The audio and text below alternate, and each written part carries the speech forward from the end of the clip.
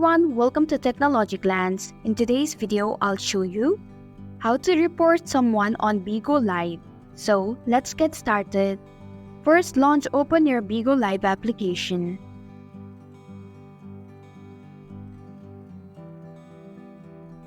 And then search for the person that you want to report.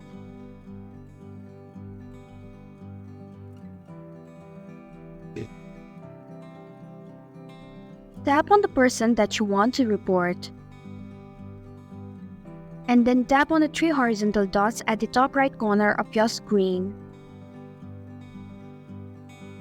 Then select Report option. Then select the reason why you want to report this user. And then tap on Submit option. And this is how you can report someone on Bigo Live.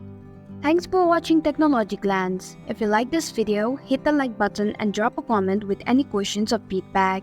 If you are new, subscribe and click the bell icon to stay updated on our future videos.